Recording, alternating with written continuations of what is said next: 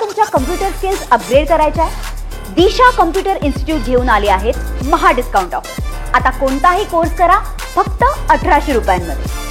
Monsoon पूर्व पावसाचा पुण्यामध्ये जोरदार फटका जो आहे तो पुणेकरांना बसलेला आहे। कालच आपण पाहू शकतायत की अनेक घरांमध्ये काही इंदिरानगरमधल्या ज्या सोसायटीमध्ये पाणी घुसलेलं होतं तेव्हा काही रस्त्यांवरतीही पाणी साचलं होतं। आता सध्या आपण पद्मावती नगर या भागामध्ये आलेलो आहोत आणि या भागामधली ही जी पद्मावती नगर सोसायटीमधली जी सी बिल्डिंग आहे आणि या सी बिल्डिंगमधली ही जी संरक्षण भिंत आहे ती संरक्षण भिंत कोसळलेली आहे आणि या संरक्षण भिंतीमधला भिंतीचा जो तुकडा आहे तो खरं तर खाली राहणारे जे रहिवासी आहेत त्या रहिवाशांच्या घरावरती हे जे पूर्णपणे जे दगड आहेत ते पडलेले आहेत।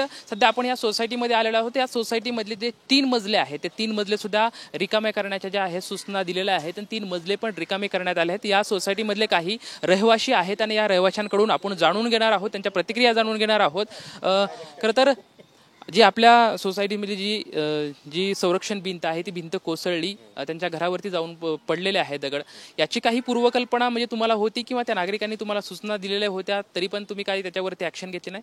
आमच्या ऍक्शनचा प्रश्नच येत नाही। आम्ही त्यांच्या तक्रारी आल्यावर कॉर्पोरेशनला तुरंत कळवलं होतं। त्यावेळेला वेळोवेळी 2006-07 पासून आम्ही कळवते, त्यांच्याकडनं काही कारवाई होत नाही। इव्हन हा जो रस्ता आहे आता तुम्ही बघताय मागं, तो रस्ता सुद्धा आम्हाला तिकडून दिला होता पण त्या झोपडपट्टीवाल्यांनी विरोध केला त्यामुळे ते थांबलं।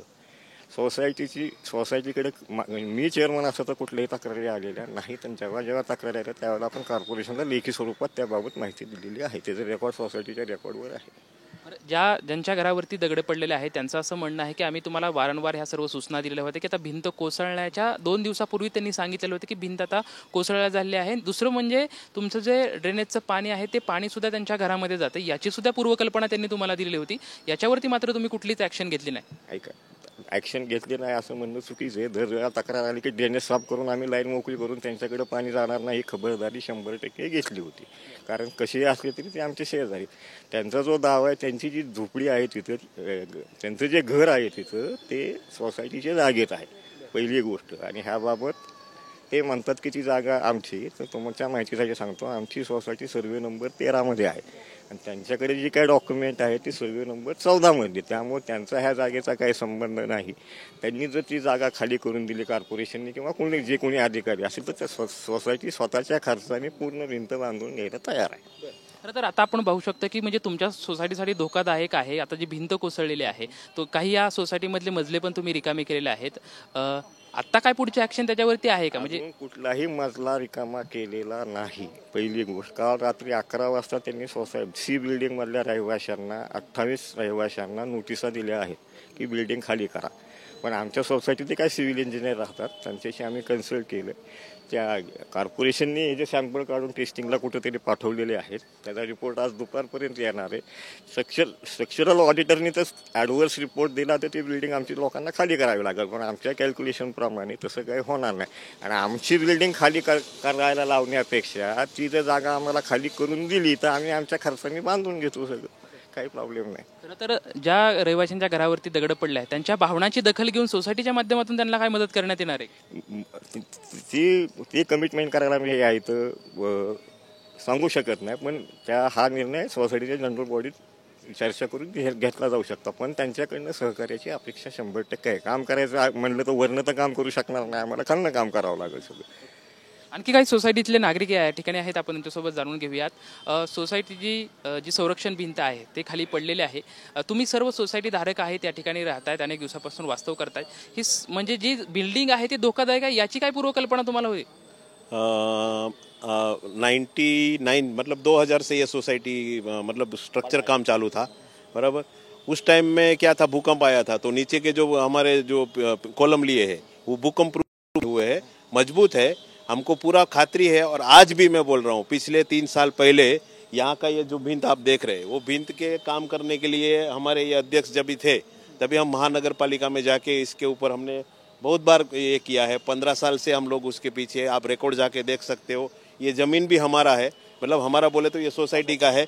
इसकी जो FSI है इसमें वापरी गई हुई है। पीछे की शनि मंदिर के बाजू का पतरे का शेड है, वो पद्मावती नगर ने मतलब हमारी सोसाइटी ने उसका ताबा लिया हुआ है। हमको उससे कोई तकरार नहीं है कि वो लोग रहते हैं, लेकिन मेरा बोलना ये है कि ये जो नीचे से हमको काम करने दिया रहता था तो उनको भी तकलीफ नहीं आती थी, हमको भी तकलीफ नहीं आती। महानगर पालिका के लोग जो रात को आए, उन्होंने जो स्ट्रेंथ चेक किया, उसके पहले स्ट्रेंथ चेक करने के पहले रिपोर्ट आया, रिपोर्ट सुबह 12 बजे आने वाला था, उसके पहले उन्होंने हमको नोटिस चिटका के गया। ये बहुत गलत है ना, गलत है ये, क्योंकि यहाँ पे बहुत सीनियर सिटीजन लोग हैं, 2-3 पेशेंट भी है, रात को सो नहीं सके। 28 फ्लैट में 125 लोग रहते हैं। पर महानगर पालिका के अंदर आप जाके रिकॉर्ड में जाके देख सकते हो कि सोसाइटी ने कितनी बार ये भिंत के बारे में कंप्लेन किया है, तकरार किया है। अभी पीछे जो रहते हैं उसके बदल हमारा कोई बोलना नहीं है। बोलना ये है कि वो खाली करके देते तो हमारा सोसाइटी तैयार है।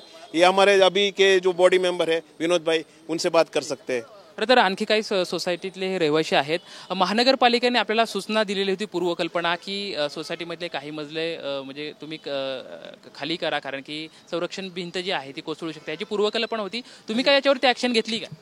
त्यांनी आम्हाला कुठली कल्पना दिलेली नव्हती। काल त्यांनी रात्री आम्हाला सांगितलं, रात्री 11 वाजता त्यांनी आम्हाला ती नोटीस दिली, रात्री 11ला, की तुम्ही खाली करा म्हणून। ज्यावेळेला ते तिथे चेकिंग करत होते, म्हणजे जे त्याची किती स्ट्रेंथ असते वगैरे असं बघतात ना ते, तर ते जी काय ते स्ट्रेंथ चेक करत होते त्यावेळेला त्यांचं ते जे बोलणं चाललं होतं ते असं चाललं होतं की ही जी काय म्हणजे जे स्ट्रेंथ आहे, जे आवश्यक आहे त्यापेक्षा जास्त आहे आणि व्यवस्थित आहे, चांगली आहे। जर समजा ते तिथं जे चर्चा ते करत होते, आम्ही त्यांना ते सांगतो की मग उद्या आपण काय असेल ते बघू, आता तुम्ही आम्हाला काय तुटली रात्री 11 वाजता हे तुम्ही कारवाई करता की बाबा तुम्ही बिल्डिंग खाली करून टाका, तर म्हणजे ही फॉर्मॅलिटी करायला लागला आम्हाला। ते जर रात्रीत काय झालं तर कोण जबाबदार त्या गोष्टीला? ठीक आहे, त्यांनी पण रात्री 11 वाजता ही करायची गरज नव्हती। तुम्ही ऑलरेडी तुम्हाला माहिती होतं की त्या बिल्डिंगला काही धोका नाही आहे, त्या तिथं काही तसं एवढं काही प्रॉब्लेम तसा नाही आहे, तर एवढं प्रॉब्लेम क्रिएट करायची काही कारण नव्हतं।